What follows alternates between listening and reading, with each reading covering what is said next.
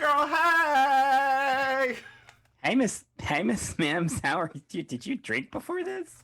I wish. I was very excited. I was like, wait, guys, I figured you'd be more fatigued after having all your laundry to do. I know, right? Like all of my laundry. All of my. So much laundry. You made it sound like it was a mountain of laundry, so It was. It was. It oh, okay. still is. It's a never ending. That's called being an adult, dear. Being an Well, adult. let me tell you a story of. Dear listeners, we would like to apologize for last week. Wait. Yeah, last week was a week. So I have a hole in my ceiling, dear Liza, dear Liza. Apparently, back in the day, I live in a townhome that was built in the Lord's year of 1980. Good Not year. 1980. That's so weird because my house was built in 1981. Well, this house happens to be the same age as me, so you Oh, see, it's mine is not. it's an exennial, just like I am. Um, Exennial. and like an exennial, it perspires in the summer. So apparently, the dear sweet old lady who lived here before me, changed before she put the house on the market. She changed her like air conditioning system. Very good, nice, expensive air conditioning system. I love it. However, she didn't change any of the ductwork. Oh. So it is still the real cheap stuff from the 80s that's leaking everywhere. So I have this water leak. This water leak that has just destroyed part of my ceiling. Oh God. What? What are you talking about right now? So when cold air hits hot air and moisture, there's condensation that forms. I know And how the science works. That's not that. I just can't believe this has been happening. Is this every so year? Every summer this happens? it happened the first summer.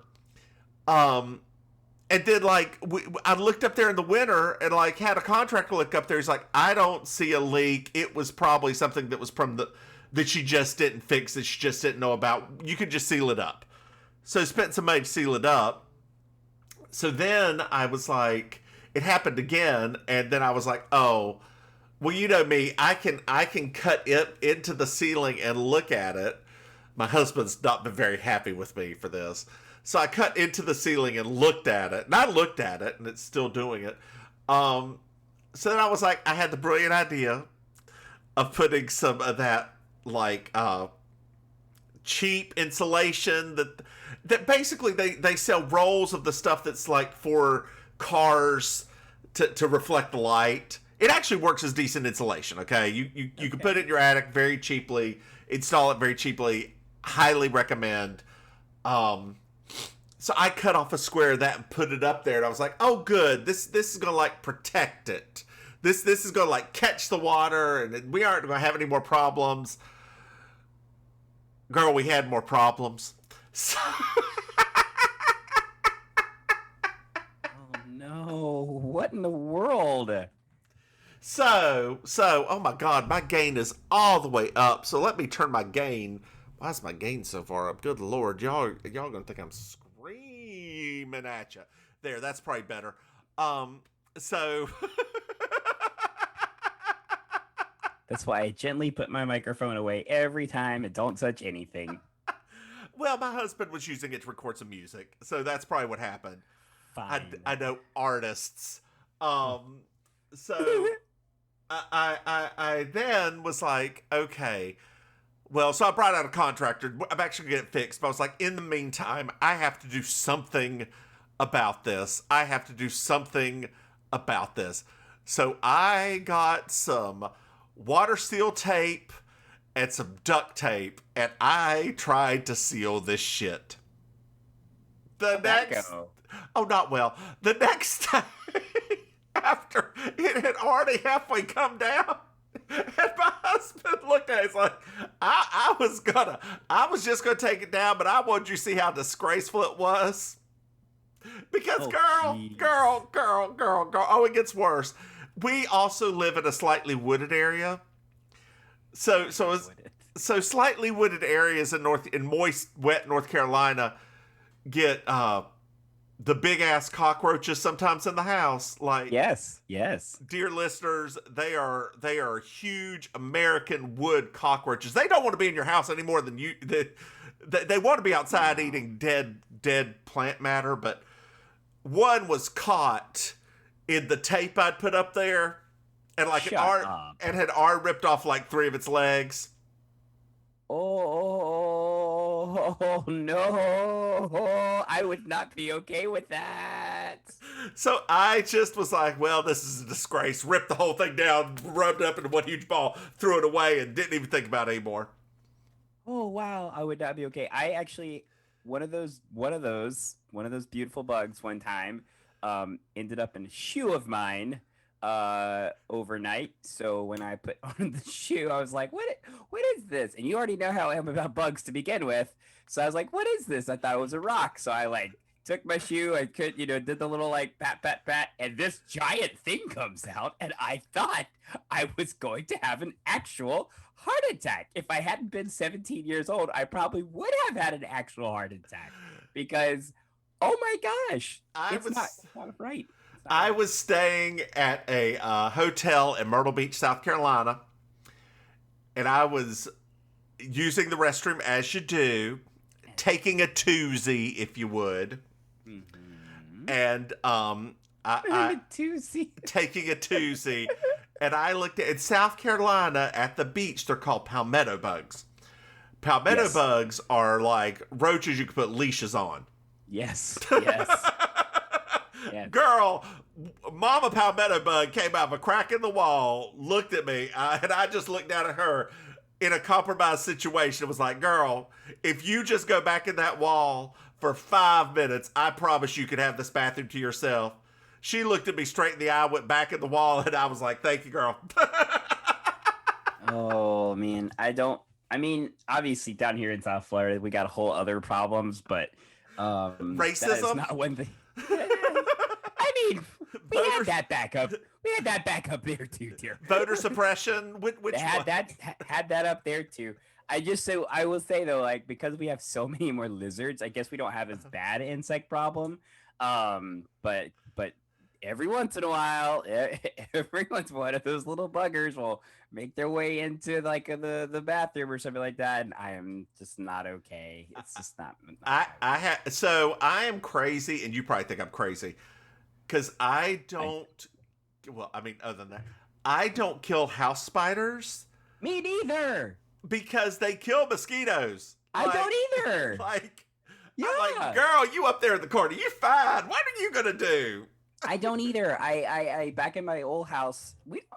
Now that you said that, this house doesn't have a lot of spiders in it. But in my other house, in the bedroom, they liked that room, and somehow they got into it like a lot. And I would just like leave them. I'm like, whatever, you know. Yeah. So if it's a brown recluse or a black widow, bitch, you getting out of my house. But like a little house Black spider. Widow, babe. Did you see Black Widow? No. Okay, me neither. I've quit trying with Marvel movies. Okay, hold on. I will say I'm excited about the future movies after Loki because I thought that was very good. Okay. But yes, I was not. I'm in the same boat. I'm kind of like, I enjoyed WandaVision until the end.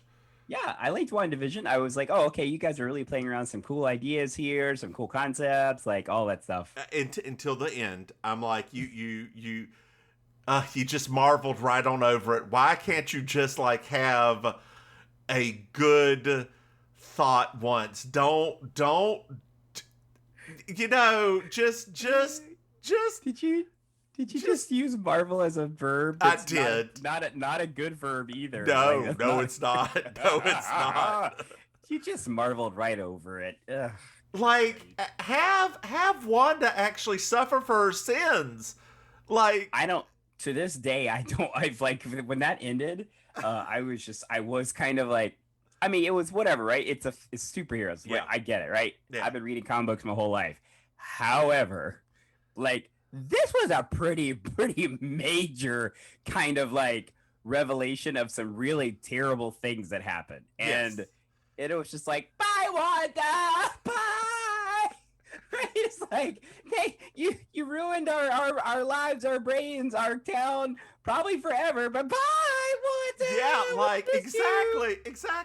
Like, okay, and Catherine Hahn, you forced her to be that character for like, oh, it's a waste of Catherine Hahn too. I hope that she gets a redemption in some other Marvel movies or something. Yeah, they said she's coming back. I would not be surprised if she does not show up in that multiverse of madness. Okay. I'm very excited about it. Just FYI, that's going to be a wonky, crazy movie because it's being directed by Sam Raimi of all people, God. and they're wanting it to be basically like the scariest thing that's ever happened in the Marvel universe, which made me kind of sad because I was like, oh wait, does that mean you guys aren't going to ever do Marvel Zombies? Because that would have been magnificent. So my husband had a good point about Marvel. He was like, Do they have those? Yes, well, kind of. It's not good, but it was a good point. He was like, back in the 90s, if what's the name of the director who just won the Oscar for Nomadland? For Nomadland. Chloe, yeah. He was like, if Chloe, a up and coming young Asian American woman, had won an Oscar in the 90s, studios would have thrown money at her to do whatever she wanted. Now she gets to do a Marvel movie, the Asian one. I was like, oh, that's true. That's sad. Wait, she's not doing the Asian one. She's doing the Eternals. I thought, didn't she just do the one? Are you sure? No, that's a different director. She's doing the Eternals. Whatever that is. That's the one with Angelina Jolie. Oh God, what? We brought her corpse back up to act. Yeah, Angelina. Who's in that one? Angelina Jolie and the guy from that. What's that movie called? The one from The Big Sick, the Indian comedian. Oh yeah. Camille Nanjiani. Where he was on steroids. Yeah, Richard Baker's in that one. Richard Baker, not the lovely Richard Baker. Baker is. He's a British actor. Okay. No, yeah, but it's supposed to be like Speaking of British comedies, before we get into this episode, did you ever watch Dairy Girls? No, I haven't. You've never watched Dairy Girls? No, I seen it pop. I didn't know what that was. Like, it just pops up on my Netflix, but like, it was never a preview or anything. I just see a picture of it. Dear listeners, I am muppeting out over here. My arms over my head. Actually. I look like Kermit going. You do. Going off the screen. No, Dairy Girls is about. Liza Minnelli, yay! Woo! Dairy Girls is about 4 young girls and a guy who attend an all-female high school in Derry, Ireland during the Troubles. It is hilarious. Yes. Okay. It is. So you watched the last season of the Great Potter the Pottery Show, right? Yeah. The woman they replaced the hostess with? Yes. The Irish lady? Yes. She's the head nun of the school. Oh yeah. Yeah, it's hilarious. Okay. If you ever wondered what my brand of Catholicism is, it's that nun. You watch it, you'll know. So I'm very excited. Now I'm excited about it. They're only like 25 minutes a pop. So yeah, just sit down, try the first one. If for some reason you don't like it, we're no longer friends. Wow. Whoa. Because it means I never knew you at all. 36 years, and you're just going to throw it away over that? There are so many worse things you can throw it away over. So many. Well, Like, one of the things I could throw it away over is you making me watch this next episode. You ready to get into it? You better stop it. This episode was not that bad. It has one of my favorite scenes that ever happened on this show. Are you sure you aren't confusing episodes? The Nashville one, right? Yeah, okay. Y'all, this is episode 17. Nashville Bound. I'm Julia Sugarbakers. I'm Julia Sugarbakers. I'm Julia Sugarbakers. I'm Julia Sugarbakers. And that's Marjorie. Just so you will know, and your children will someday know, is the night the lights went out in Georgia. The lights went out, the lights went out, the lights went out, the lights went out. And that is the night the lights went out in Georgia. I'm sorry, I didn't know. Well, now you do.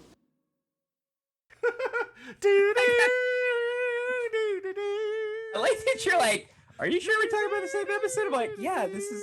I didn't say it was my favorite episode. I said it had one of my favorite moments of the series. So we're just gonna put that out there. Okay, Ray Charles. All right. So, honey, have you seen the invoice for Bonnie Walper's account? What?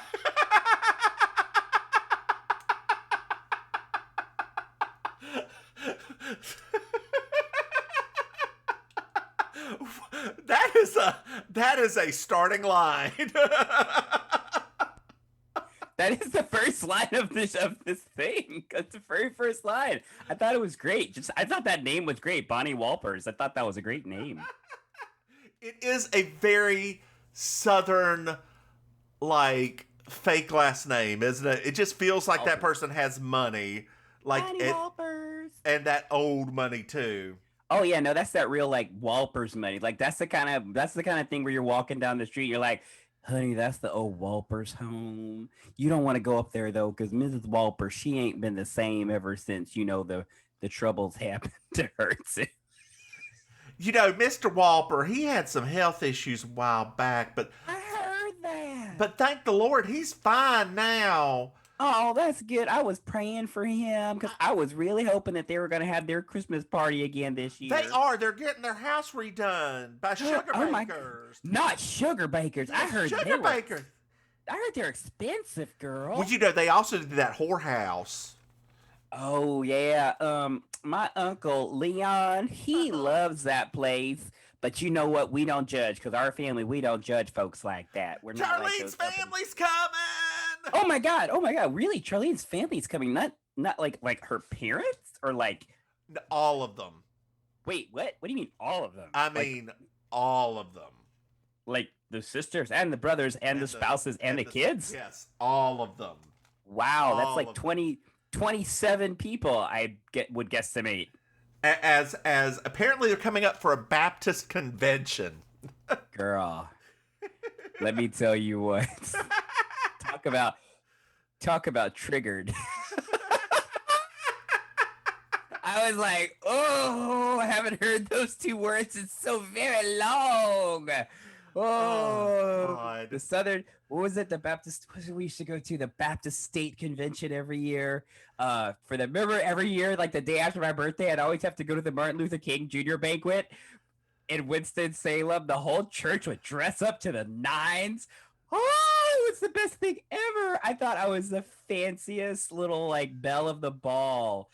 Just walking around the hallways like I was something special. Oh, there was always some lady there that sang a gospel hymn, but she did it in a more operatic tone, which was very strange. And it used to make myself and my mother laugh hysterically. It was a thing. So, okay. So dear listeners, you keep on going, girl. I'm liking this. Dear listeners, I have to preface this, right? Because so you don't think myself and my mother are awful people. So we used to have this weird thing where there was something about a person that was singing in a I guess you would call it like a false operatic style, but like we could tell right? And like my mom, she's like super cultured. She used to live in New York, blah blah blah, right? So we could kind of tell when a person's kind of like doing false vibrato and all of it. There was something about it that made us giggle every time. Like we'd see it on TV I've got a every question time. for you. How did you not laugh after a certain someone who we went to high school with would do that at karaoke every time to the song My Way? I hope he's not listening to this right now, but We already know he's not listening to this. Number two, I was laughing. You weren't paying attention to me. why did everybody think I was the asshole? Because I laughed. Well, you are the asshole. Oh, you're right. So so this one, so at the Baptist convention every year, right? This one particular year, I'll never forget it as long as I live. Yeah. I can't remember what she was singing, but like it was like a little mist started spraying over me, and I was just sitting there like trying my best to hold it in, and I was not doing a good job. And so it was, like sometimes when you see a person giggling, it starts becoming infectious. So a few of the deacons saw my face, and then they started giggling, and then it started spreading to the point that my mom sent me out of the hall. She's like, go out, go. I was like, I'm sorry. It's literally I got sent out in the middle of this lady's song because I just couldn't help myself. It was just like I was, and you know me. I'm like, we normally laugh at this. Why can't we laugh at it now?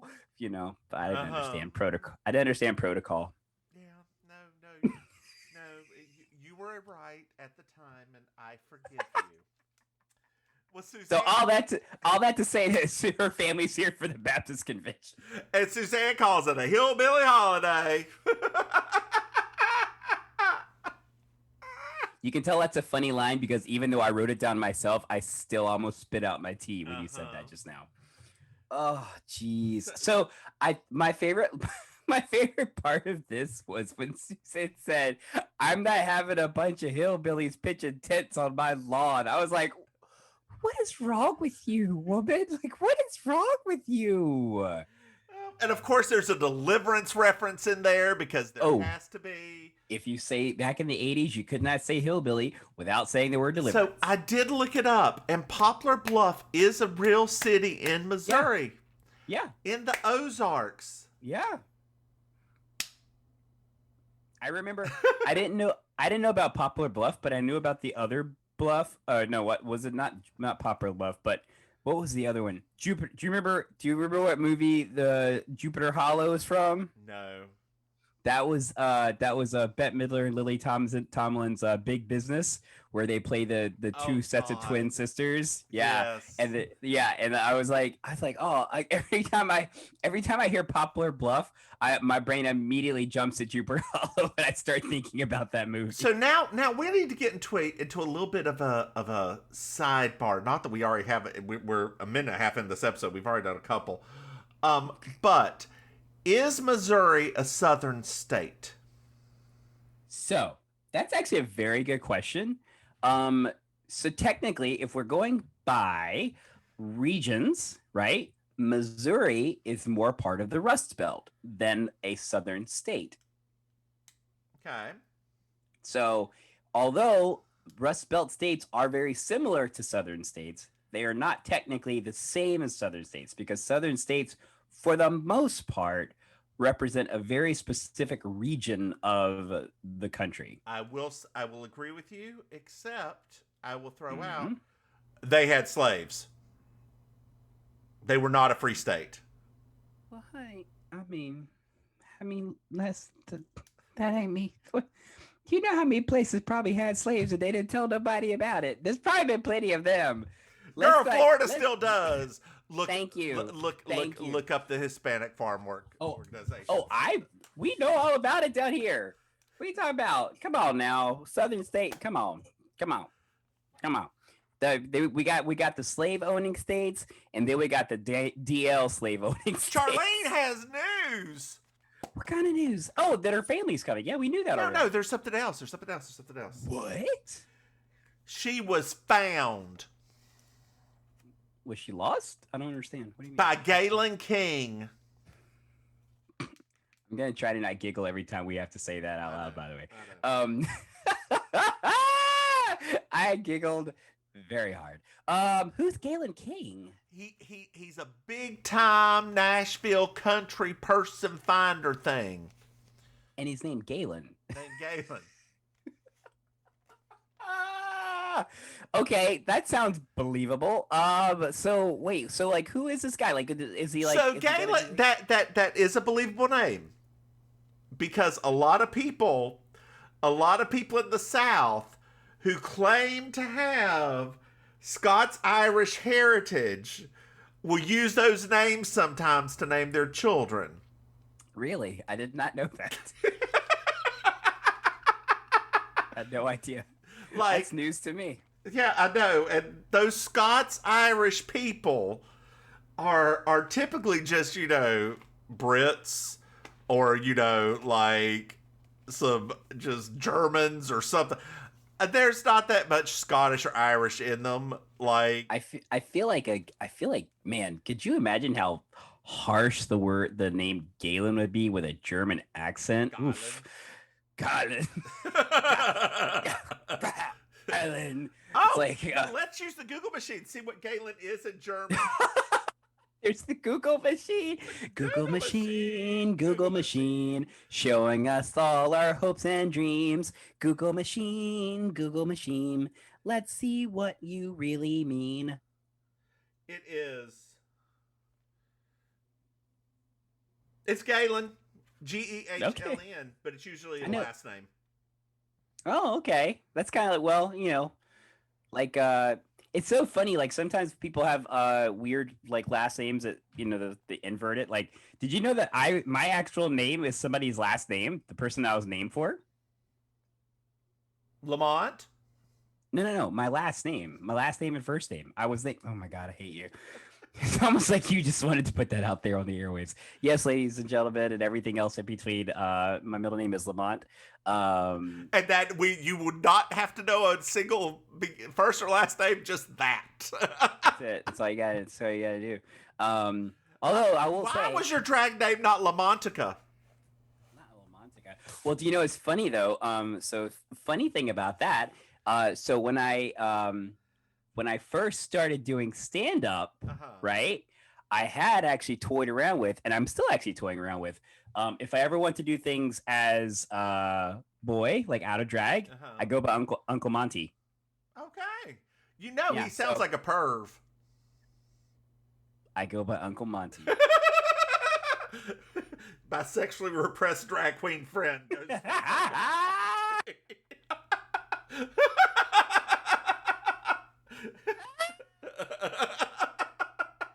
Hate you. So Anthony enters. Girl, we are already 30 minutes into this podcast. We aren't even a third of the way into this thing. I thought we were going to be more efficient this time. What happened? Well, we decided to only record one instead of two today. Oh, that's true. I've got. I love that this was one of my favorites, right? So, what's his name? Wendell Mack. This guy, this actor, like he was really a popular kind of like character actor back then.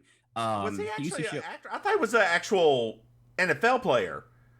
No, he's an actual actor. He used to show up in like a lot of like, he'd always be in like a lot of like gym related kind of things. Like I remember, I swear he was he was a real football player. I didn't think he was. I remember that he used to be on. Do you remember that HBO show First and 10? No. That was like no. Okay. It was one of HBO's very first series. They were trying to be that was like early 80s. Wow. I didn't even think about that. They could easily reboot that show at this point into like talking about the modern football. Oh wait, I guess they do. I guess that's what Ballers is technically. I guess Ballers is kind of like First and 10. But no, I love it. Like this was really great. So Anthony, for those who haven't watched the episode yet, while Miss Mims is doing her thing. So Wendell Mack is. Hold on, I have to say something very important that Auntie Maim will like to hear me say because it doesn't happen very often. You're right. Oh crap! let me go play the lotto right now. I'm trying to become a better person, so I now admit when I'm wrong and someone else is right. I have to go play the lotto. Excuse me, I have to go now. If you want that ball of tape that's got that cockroach in it, I can mail that to you. Winner, chicken dinner. You get a ball of tape with a cockroach in it. I have to. I think I have to go play the numbers now because I'm just not used to you saying that I'm right about something. Oh wow. Anyway, Anthony enters, and a client answered the door naked. It's it's football player Wendell Mack's wife. That sounds like trouble for Anthony. I know. And then Julia goes on a tirade of how Charlene... Man, does she go on this thing. And Anthony always bring trouble on themselves. Like... I thought as she was doing this thing, right? I literally thought to myself, I was like, or... it could just be that you guys are on situational comedy, so these things have to happen in order to move the show along. Also, did you notice how that they're the two poorest people and things happen to them? Okay.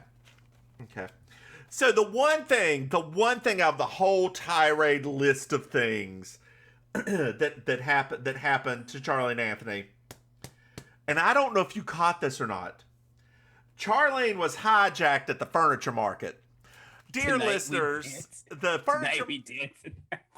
Yes, I wrote down that line. The furniture market is held yearly in High Point, North Carolina.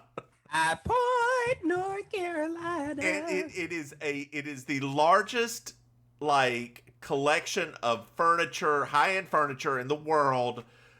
Sellers from all over the world bring their samples there. People come all over. It's a huge deal. They built a resort nearby just for it, the Grove Park Resort. Have you been to it? No, I haven't. Have you? Yeah. They let black people in? Wow. They thought I was carrying stuff in. Okay. Jeez. I had to sneak in. Girl. I know how to do these things. I had to sneak in. Oh no, Wendell Mack just showed up. Gosh, what is that guy? Anthony didn't even do anything with his wife. What does he want? Well, he wants to know why Anthony didn't fuck his wife. Oh, okay. I mean, well, this is awkward. Awkward part of life, I guess. Yeah. Dear listeners, I apologize for throwing an F-bomb out there, but there's no other way to put it. You just dropped that there like a bomb. I am sorry, Mother Maim, for that one. It's nothing she has never heard before. Oh, I know. I'm just saying. I'm sorry. But okay, so let me just say this, right? I like this part. I love actually this part of it because once again, we're trying our best to somehow kind of in a way be sort of sex positive, we don't treat Wendell Mack technically like that's not even the thing that they harped on when he was like, I do my thing, she does her thing. Right. I was like, all right, good on you, Wendell Mack. And nobody there was like, they were for like the the brothel. It was yeah. That's true. Also, we only have 25 minutes to do this whole thing. Can't be harping on everything. Oh, that's true also, actually. And that's true. I forgot, we are very much like single story focused now. Like it's not a lot of like 2 stories. Well, I know it has 2, but like this one's like a branch, right? Like this is this is a very long story to get to that very funny thing that happens later on. That it's like one of my favorite things that happens on the show. Well, Galen King comes in. Oh, fancy. He's a sleazeball. Oh, man. That's the thing about Galen. You got to watch it. I mean, you just don't know anybody with that kind of name. So they go through introductions. Charlene runs him around, and he comes to Suzanne, and my favorite line.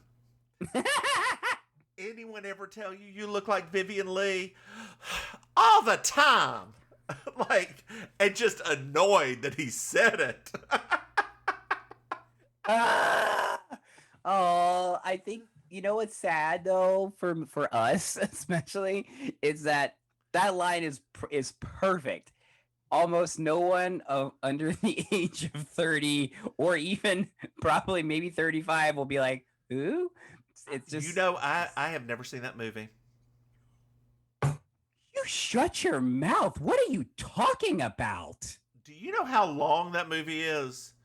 Yeah, that's why you watch it one time and then you've done your penance. Penance. Great. My family, born into a slave state, I have to watch this as penance. Wouldn't reparations be better? I mean, for who? So I used to. So another sidebar. My very first relationship was with a terrible person. One of the good parts about that relationship though was his kooky family, and one of them was obsessed with this movie. When I say obsessed, I mean posters and pictures and things like. This is a woman that was in her 50s. And so, every like 10 or 15 years, it's another anniversary milestone. So it got like re-released. And so they played it at this old movie theater in Greensboro. So of course she had to go. So like sitting in uncomfortable balcony seats, watching Gone with the Wind while this woman is crying and carrying on like she's never seen the movie before. I was both the most amazing and also the most troubling thing I've ever seen. Everything I know about that movie, I got from the Carol Burnett show. So, wow. Just, wow. Saw it in the window and had to have it. I can't. Like, I'm not upset with you for saying it, but wow. That's just, jeez. Speaking of Carol Burnett, for some reason, unbeknownst to me, they have been replaying Annie on television. Like that, the one with Carol Burnett? Yeah. And do you know who's Danny Warbucks in that? I feel like I know who it is. I just don't know who it is. Like, I know the actor. Yeah. I was like, I know the actor, but I don't remember who it is. Watching it, because I was watching it for 5 minutes just to see. It was toward the end where Tim Curry and Burnett Peter show up. So. The good part of the movie. So, there's still a lot of racism there. There's an Indian played by a Trinidadian. Well, I guess it's the East Indies. Or West Indies, whatever. But where was I going with this? Oh, we were just sitting there watching Albert Finney not be able to have the silliness he needs. Because I love him as an actor. But how much better would it have been Telly Savalas? I thought, Telly Savalas. I also thought another fun. Oh man, Telly Savalas. Sorry, I just reminding me that he existed in our lifetime. It's just like, what who loves you, baby? Oh, Telly Savalas. I love Telly Savalas. Oh, Kojak. Yeah. I also thought another good one would have been Ned Beatty. Oh yeah. That would have been a nice, like, kind of a sillier version of Daddy Warbucks. I think that would have been a good one, too. You know what they should do now? They should take Ray Fiennes and put him in the Voldemort makeup and make him Daddy Warbucks. So, okay, so... I'm gonna need a minute. I'm tickled myself. Children. we have so much to go on this episode. Okay, so it's gonna cost Charlene $2,000. $2,000 for what? To get started with this. I don't understand. She's going to have to take classes. They're going to have to rent out the bar to get started. They're going to have to get some album time. They're going to have to do all this stuff to get started. $2,000 sounds like a lot in $2,000. She's obviously not going to give it to them, right? Of course she did. Oh. So next day we're at Sugar Baker's. Mary Jo's talking about Charlene. And she's like one of those women who just doesn't know that she's pregnant, and up in one day, just boop, there it is. And then Charlene walks in with Galen. She's got new boots on. Can we pause for a second and just for a moment? We have so many times already. No, just for a real quick second. Like, Mary Jo completely predicted an entire reality show. She did. That's a real show. Yeah, I know it is. I didn't know I was like, how crazy is that? That she literally like spoke it into existence, right? Like she was like, yeah, that's like those crazy ladies that do this. And now we have it as a show. I mean, I feel like they were already on Sally ! At the time.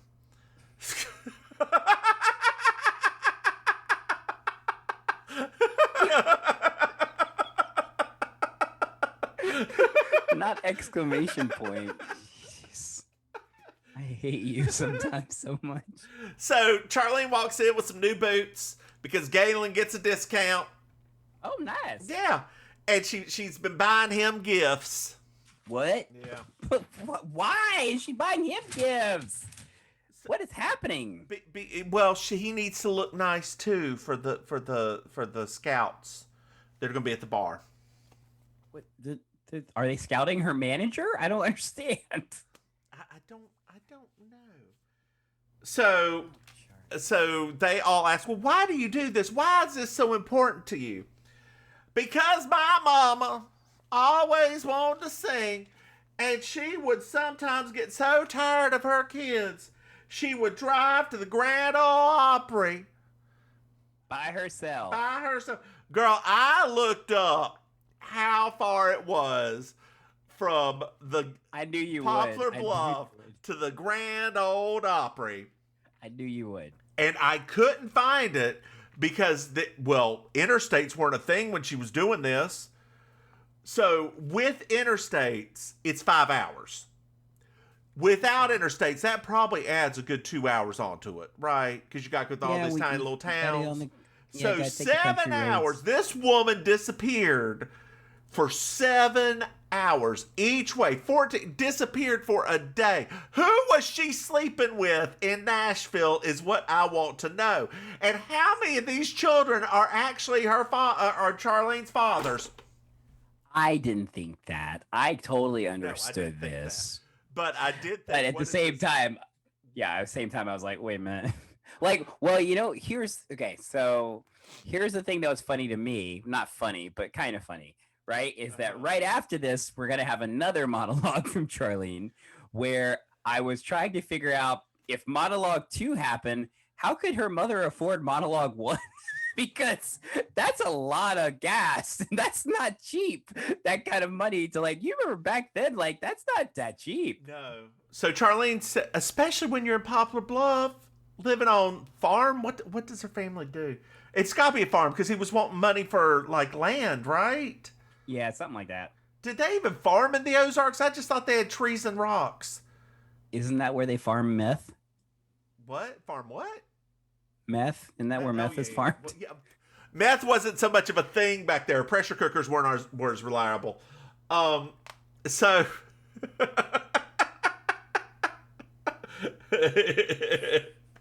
Charlene does this sob story about her daddy not being able to get a loan because the children didn't have shoes on their feet. She looked down her brother's shoe and it had a newspaper wrapped up in one of the holes and Nixon resigns on it. Why are you taking your children with you to go get a loan? Why aren't you going through the federal government to get a loan for farmland? Because that doesn't make for good copy or monologues. I mean, it's not. The thing is, this is the 70s. Hold on. Wait. Go ahead. What if Charlene had done it this way and said, the reason I am the way I am, my daddy had to spend many nights gathering documents to send to the farm board in order for them to give us a loan to extend the land on our farm. That would be not that's not as compelling. It's a lot more believable than throwing this like 1930 story. This is post LBJ. Okay, look, these kids, we fixed some of this stuff under LBJ. We're starting to throw it back now. Thank you, Donald Trump. I apologize, but you know, LBJ fixed this stuff. Like fixed a lot of it. Yeah. This is post that. We're Nixon time now. Like. I don't get this 1930s story of a lot of her stories are like that. Like a lot of her stories about her growing up make her sound like she's from the 1920s.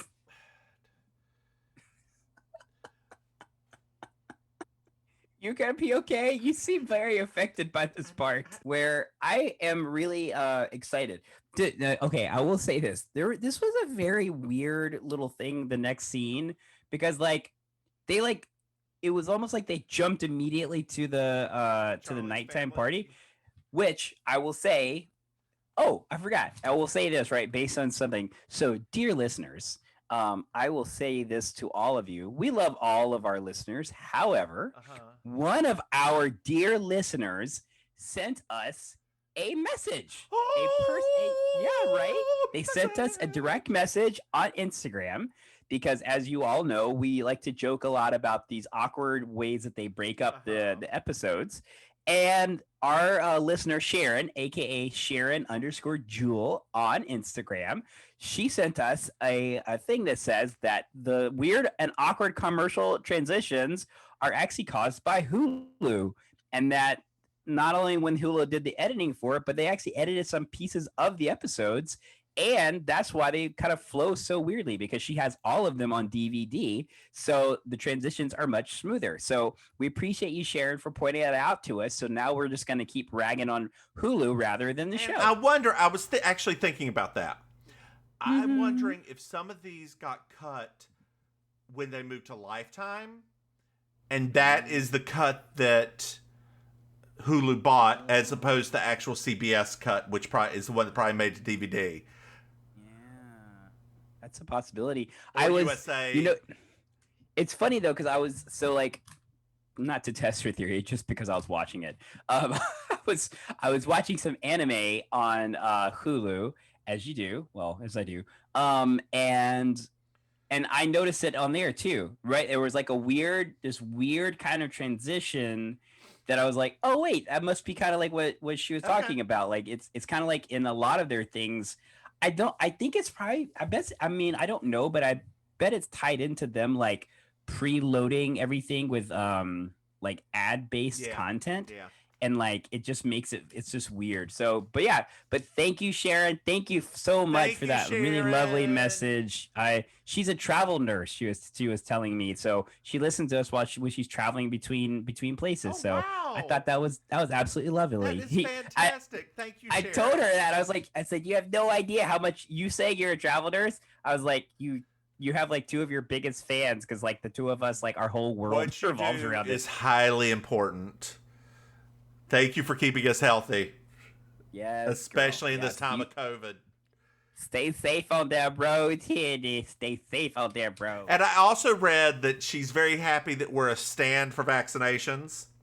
Oh, yeah. Please go get vaccinated. Dear listeners, go get vaccinated. Get your children vaccinated. Get your dog vaccinated. Well, I mean, yes, but not for COVID. Yeah, there are anti-vaxxers for animals as well too. I know there are. I look. There's some really scary stuff happening, especially in like Tennessee, where for youth vaccinations are starting to take away money from like just general youth vaccines like polio and measles and that sort of stuff. What? And this does have some like, okay, I'm gonna put down my paper. I'm going to go on another little tirade.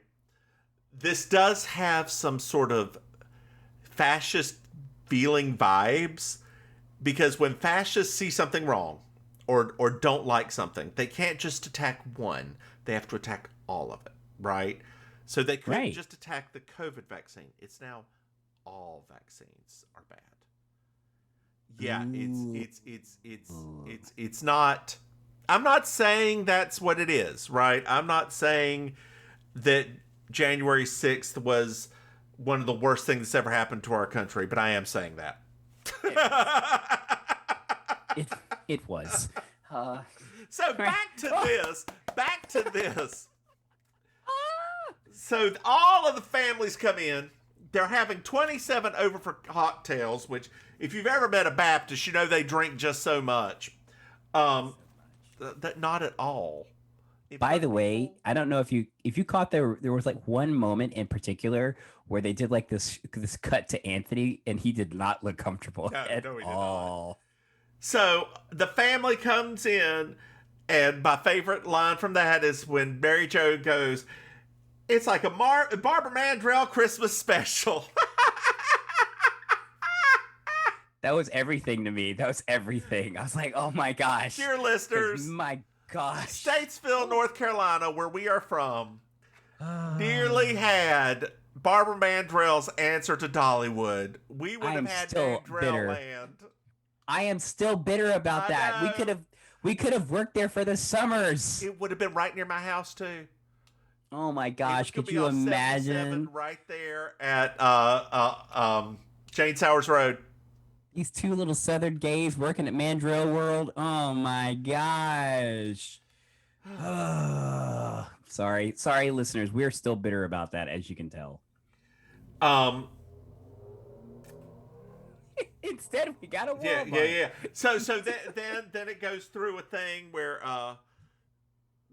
they talk about Suzanne calling the dad a hillbilly. And I like that. That was cool. And he said, "I've been called worse." And then Anthony says, "So have I." Oh man, oh man, oh man, oh man, oh man. It's just perfect. And then Charlene goes through a very long introduction of every single one of the people and the children. It's fantastic. Like she does. It's amazing. This is mom and dad. Da, da, da, da, da, da, da, da, my brothers. Da, da, da, da, da, Odell. Da, da, da, da. Just keeps on going. It just goes and goes and goes and goes and goes. Oh no. So wait. Hold on. I'm getting my shit together over here. Charlene's going off to the club. Oh, that's right. She's got to get ready for her performance. Her performance. Oh no, the football player's back. Oh no, not Wendell. And Wendell back is back. And Anthony says, "How dare you interrupt a family reunion?" And to prove it, he redoes Charlene's entire thing, word for word, in the same fast manner she did it. And I assume that this is your favorite scene in the entire thing. Yeah. Not purely, and so for me, right? It's not purely that Anthony did this, because obviously this is something that was rehearsed, right? What I love especially is the reaction of Charlene's family as he goes through it, because they actually were doing really good, like kind of like crowd work, and they were reacting. They were kind of like that. I loved it so much. I was like, oh, this is perfect. Especially the brothers, like when he's like, "These are my brothers," and they're like, "Yeah." I was like, oh, it's so cute. It is. It was. It was very cute. So Wendell Mack leaves very comfortably because there's a lot of white people staring at him. I mean, wouldn't you? But no, wouldn't me? Wouldn't I was like, wouldn't I? I'm a gay white man in Baptist Georgia. Are you crazy? I mean, unless I'm helping Suzanne with her dress or her hair, my ass is leaving. That's true, actually. Oh, Suzanne. So they then go to the club. I can't wait. We get to watch the show. There's no show. What do you mean there's no show? Galen stole her money. No, are you serious? Yes, I'm serious.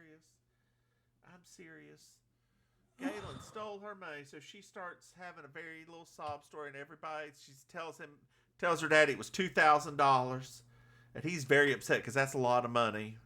He could have used That is that a for lot of new money. shoes. Yeah, a lot of new shoes actually, Oh wait! or a lot of new. Oh wait! Galen's here. Wait, he came back? He came Why did he back. come back? He came back to give her money back because he heard was it Pat Robertson, Oral Roberts? Which one to hear? Probably Which of the televangelists Wait. it was? Pat. I can't remember. It was one of them. Was telling him in his mind that he needs to go back and give her the money that he did wrong. She says the money's not all there. I thought this part was cute. I was like, oh, that's great, actually. Yeah. Because I mean, technically, if we're gonna be for real, like, come on now, let's not make this guy so perfect. Charlene finally tells him to get out. So she finally has a backbone. She did it. I'm proud of her. I know. It's hard, right? It's hard doing that kind of stuff. It is. And then the owner opens the bar for them for just that evening, and Charlene sings a song, and we're done with the episode. So I have a thing that I wrote down. So this is specifically for you. I think for me. Well, no, I have a thing. So, so would you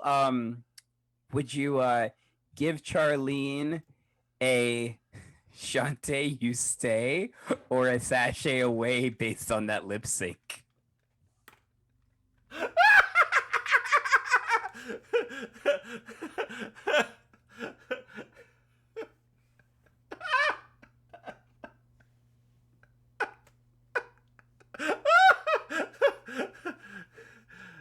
Charlie Frazier. Sashay away.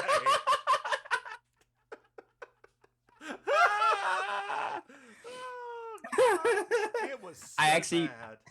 I wrote it down too. I was like, he's gonna say Sashay Away. I actually wrote down in my notes. What did you think? What did you think? I thought the same thing. I was like, so I thought the same thing, but I also thought like this is clearly a woman who does not lip sync very much, for stuff. But no, like I was like, you could have probably put a little bit more emotion into it, a little bit. I like look to see if she's known for doing like she's I believe she's won a Tony, but it was for a play. So I don't think she's ever done musicals or was that even her voice singing? It sounded kind of like her voice. It did. I mean, a little bit. Yeah. So I mean, it was like, I couldn't help it. The whole time I was watching, I was like, I'm gonna have to ask this question because I felt compelled in asking it. Well, did you find yourself a Miss Georgia World? Of course, my Miss Georgia World this week is Miss Charlene Frazier in her Loretta Lynn / Barbara Mandrell / Dolly Parton little tribute outfit at the very end of the episode. Well, good for you. Yeah. How about you? What about you for Miss Georgia World? So if you look back at Charlene's brothers, okay, there is one that is wearing the Poplar Bluffs shirt? Mules shirt. Yes. I thought that was amazing. I was like, that right there. That's my Miss Georgia World. That right there. That's that would be my runner-up technically. I was like, because I saw it from a distance, and I was like, when it finally got up close, I was like, this is perfect. Yeah. So, Maim, did you like the episode?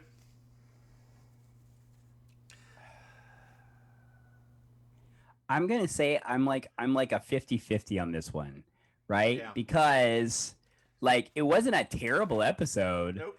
but I don't know. I think because I get tired of this whole like Charlene shouldn't trust anybody. Oh no, Charlene got bilked by somebody, as Julia said, bilking. I was like, Julia uses that, and then it's like, but like this is like the last time it happened on another episode where it's like, well, technically, Charlie should keep trusting people because this person had like a change of heart. I'm like, you guys are contradicting the message that you're trying to put out there.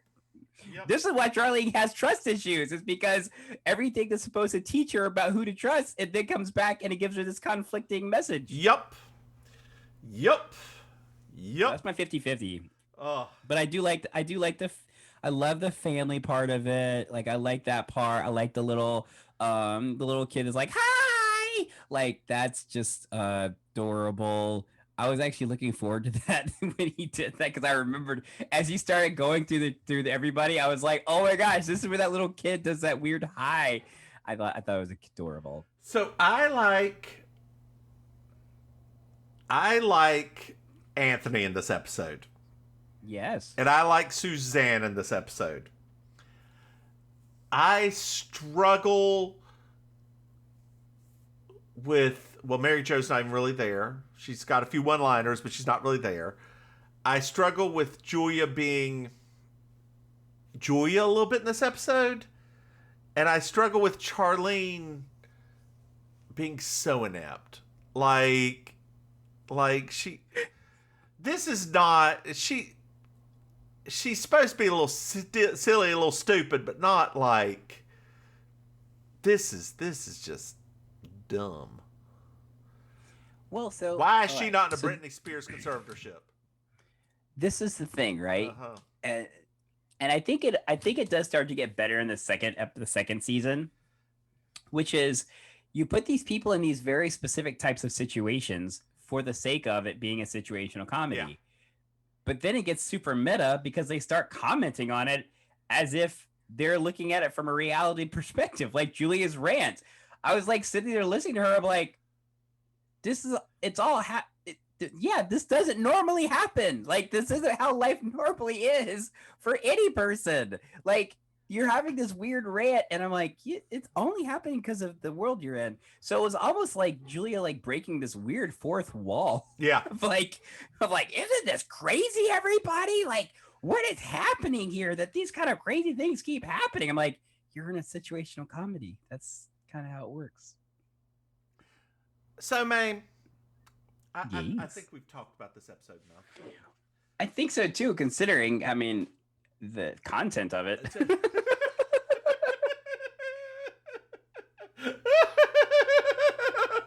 Well, tell our dear listeners where they can find you and what you're up to. Dear listeners. My way. Oh my God. So you can follow me on Instagram at auntie.maim, MAIM, like I'm gonna kill you. You can follow me on Facebook at I'm your Auntie Maim, all one word. And if you're down here in South Florida anytime soon, Thursday nights in South Beach, I'm hosting Colossal Karaoke at Kill Your Idol. And on the weekend, sometimes you can catch me at Villain Theater in Miami. What, are you not doing the stand-up thing anymore at the pub? Maybe, but maybe not. Okay. So like the stand-up thing might still be going on, but they're toying around with the dates, so I might end up being just the producer of the show because they're talking about it going to Thursdays, which will be the night that I'm hosting karaoke. So if I have to like juggle between should I go to South Beach or should I go to Wilton? I'm gonna go to South Beach, right? So that's all it is. But the show itself is still supposed to be going on according to the people. Okay. Tell them to move it to Wednesday. Oh, that would be beautiful. But I don't know why they like Thursday so much. But you know, whatever.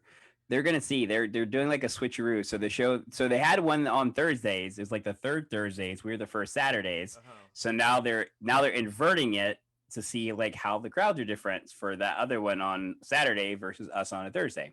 Okay. So I gotcha. Yeah. So yeah. Well, Switcheroo. I am the Divine Miss Mims. You can find me at Divine. You can find me at Divine Miss Mims on Twitter.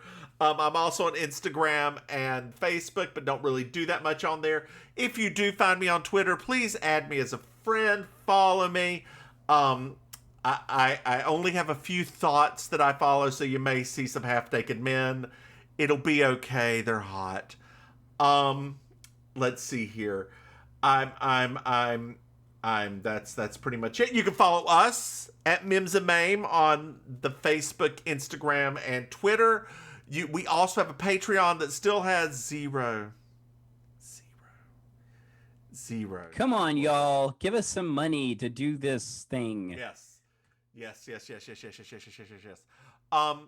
that's really it. Or not. Yeah, like, girl, it's my voice is starting to crack. I've been talking too long. That tirade that I'm going to take out of this episode, it's. You had a moment. I did. You had a moment. And nobody's going to know what it is. Nobody's going to know. No. Because Lord knows, under the wrong circumstance, they're gonna put you on a rail and send you back out of town next time you go home. So that's exactly right. That's exactly right. Burley tobacco. Anyway, pitchforks, and JB's footlongs ready to attack. Girl, JB's was offering like $500 starting bonus. $9 an hour, guaranteed to like $14 an hour after like 6 months of employment. I mean, come on. I mean, because people don't want to work for nothing. I know. I know. If you think about, like, especially if you think about what you have to do there, it is hot. Especially in the summer, and the late summer is hot. You're surrounded by all this cooking stuff. It's not like, I can't even imagine. About the Burger King, I don't remember where it was. I think it was in like Arizona. I could be wrong with that. Did you hear about this? No. So one night, they changed the sign. You know, the little billboard that's got the little letters that you can change up underneath? It said, store closed, we all quit, we apologize for the inconvenience. Apparently, the managers had let the air conditioner stay off in the kitchen. It was getting to be over 100 degrees back there. The store supervisor was going to the hospital because of dehydration. Yes. And just they all walked out. Every employee walked out. What? Yeah. I don't understand. I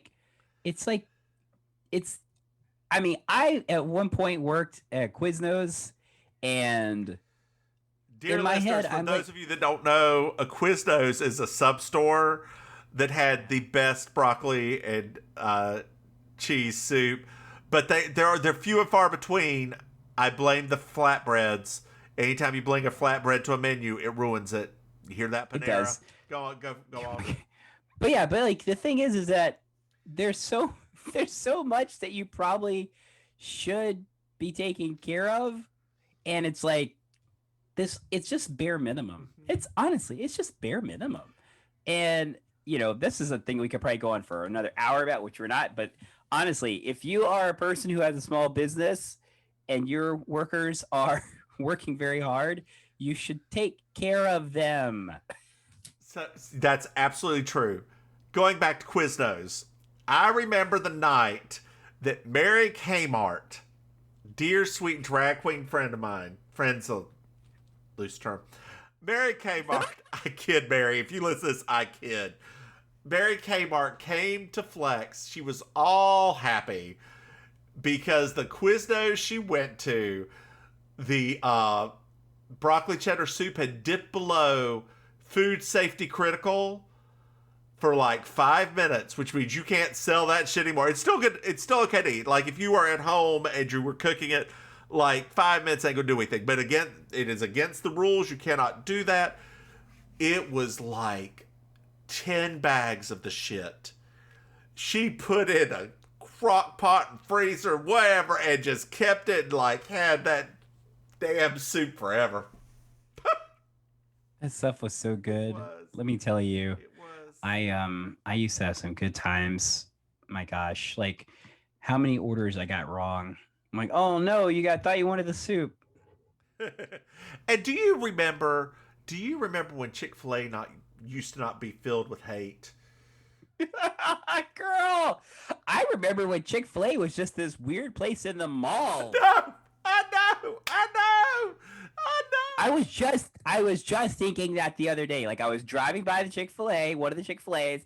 There was like 20 cars in line, and I was sitting there like, I remember this was just a weird little restaurant inside of our local southern malls. Yes. And like, that's it. Like, when did it become this? And the thing is like, I don't want to say I've had my fair share of fried chicken, but I have.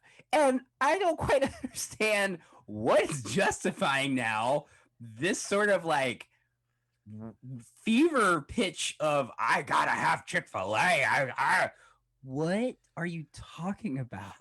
I have a controversial yet brave opinion. Zaxby's is better. Yes. Yes. Zaxby's is better. Popeyes is better. Technically, like, I mean, let's just be honest. I mean, it's just, it doesn't make any sense. It literally is like that's how you know that the quote unquote American culture wars has turned into something new, right? Because I've got another question for you. There are people. Speaking of fried chicken, does Hardee's still have fried chicken? Girl, how would I know? There's no Hardee's down here. There's no Hardee's. I haven't had Hardee's in forever. There's no Hardee's. No. What fast food do you have there? No Bojangles, no Hardee's.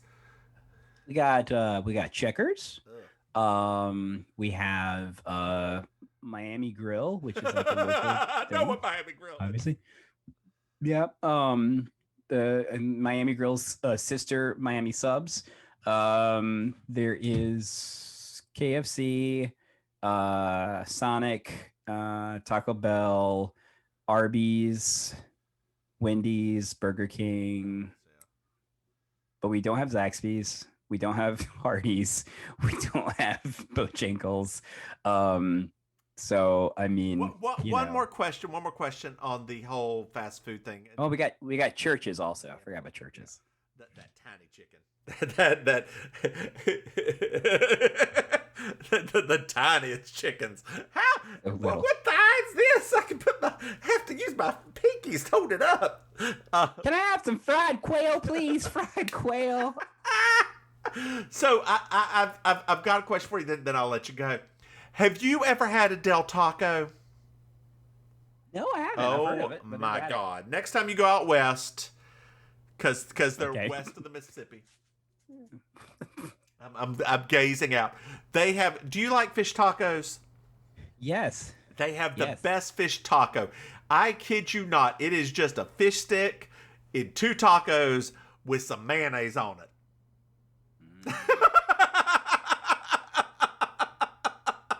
Dear listeners, one thing you don't know about me is that I love fish sticks. Who does? Miss Mims knows that about Miss Mims knows that about me. Who doesn't? There's got to be somebody. Oh, now I want fish sticks. Oh, I'm gonna have to get fish sticks tonight now. Do it. Dang you! And there's dang it. Does your husband like fish sticks? I don't know. You know he's fancy. I'd have to put some like aioli or something on top of it. Have to take off the breading a little bit and be like, these are naked fish sticks. Oh God! So I went to a crab boil the other week. Oh, fancy! And like they brought out cocktail sauce. It was homemade cocktail sauce. Okay. And I was like, then they brought out tartar sauce, and I was like, "Is it homemade?" And she's like, the person hosted was like, "No, it's from a jar. Why would you think it's homemade?" I was like, "Shit!" I thought because the cocktail sauce, I was trying to give her props because you know what's easier to make the cocktail sauce? It's tartar sauce because it's just tartar sauce is so easy to make. Oh God! And on that note, girl, I will talk to you next week. Tartar sauce, Handy. Tartar sauce. Bye. Bye.